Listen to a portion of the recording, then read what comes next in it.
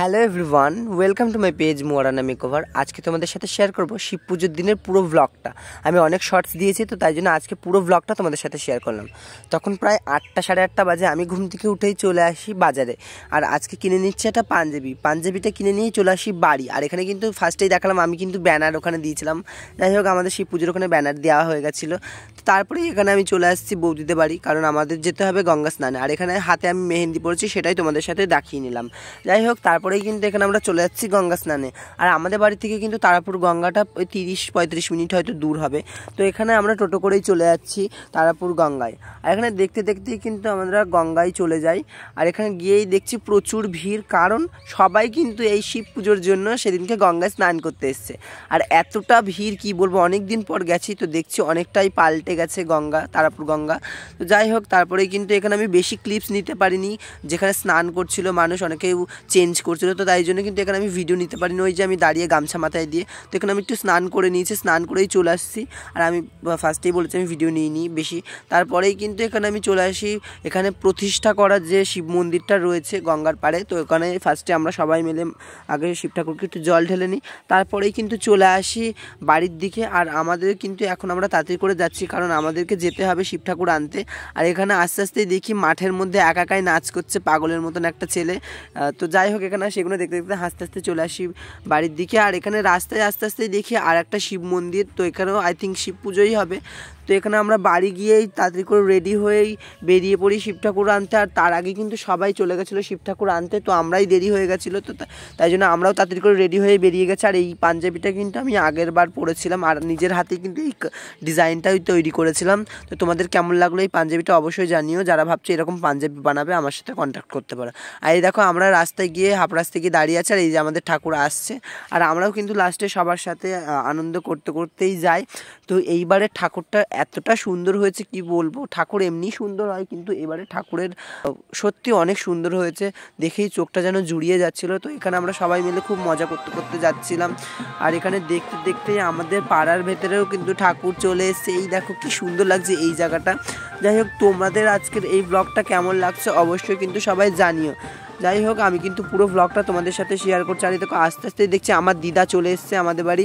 আর এখানে দিদাকে একটু জড়ি ধরে আদর করে নিলাম। যাই হোক, তারপরে কিন্তু চলে যাচ্ছি ঠাকুরের ওখানে, মানে ঠাকুর মণ্ডপের কাছে। আর এখানে গিয়েই কিন্তু আমরা নাচ করা শুরু করে দিয়েছি। আর একটু নাচ না করলে হয়, ঠাকুর আসলো, সবাই মিলে খুব মজা করলাম, নাচ করলাম। তারপরেই কিন্তু দেখতে দেখতে অনেকটা রাত হয়ে গেল।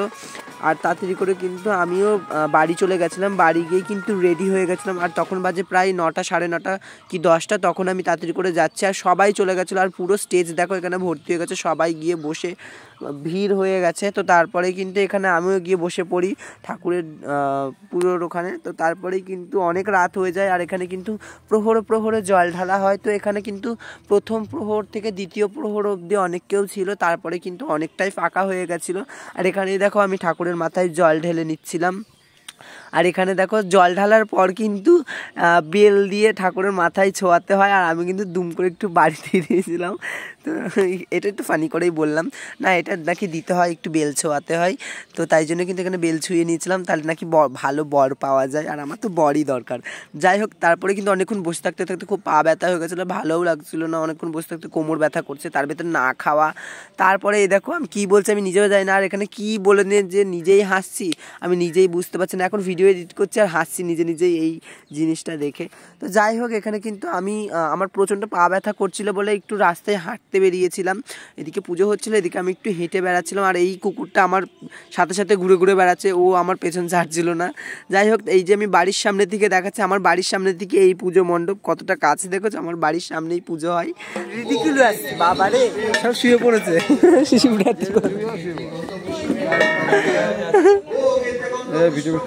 শুয়ে পড়েছে, ভিডিও করছে মনে ক্যামেরা নেই, তাও উল্টো। এখানে কিন্তু হাসি মজা করতে করতেই পুজোটা কিন্তু সেদিনকে কমপ্লিট হয়েছিল। আর এখানে আমার দাদা দেখো ঢাক বাজাচ্ছে, আর একটা বাচ্চা এখানে কাসর বাজাচ্ছে। কাসরটা এমন বাজাচ্ছে মনে ভেঙেই ফেলবে। আর তারপরেই তো হোমযজ্ঞ শুরু হবে। আর তখন সবাই মাথায় কাপড় দিচ্ছিল, আর আমার কাছে তো কিছু ছিল না, তাই জন্য আমি মাথায় একটা পেপার দিয়ে নিয়েছি। আর সেটা দেখেই সবাই হাসাহাসি শুরু করে দিয়েছিল। যাই হোক, সবাইকে হাসতে দেখে আমারও খুব ভালো লাগছিল। তারপরেই কিন্তু এখানে হোমযজ্ঞ শুরু হয়ে গেছে। আর এখানে আমি একটু উলু দিয়ে নিচ্ছিলাম। আর তোমরা তো আমার উলু দেওয়া ভিডিওটা দেখেছো। তারপরেই কিন্তু হোমযজ্ঞ কমপ্লিট হয়ে গেছিল, আর এখানে হোমের ফোঁটাও দিয়ে নিয়েছি। এই যে অনেকদিন পর ছোটবেলার মতন আবার কালো টিপ করেছি, কেমন লাগছে আমাকে? যাই হোক, তখন প্রায় 3:30 বাজে রাত। তো তখন আমাদের পুজো কমপ্লিট হয়, অ্যান্ড তারপরেই কিন্তু এখানে চরণামৃত দেয়। আর এই চরণামৃত খেয়েই কিন্তু আমাদের আজকে উপোসটা আমরা ভাঙলাম। আর আজকের ব্লগটা তোমাদের কেমন লাগলো অবশ্যই সবাই জানিও। ভালো লাগলে লাইক কমেন্ট শেয়ার করো। Thank you for watching. Ta-ta, আবার নেক্সট কোনো ভিডিওতে দেখা হচ্ছে।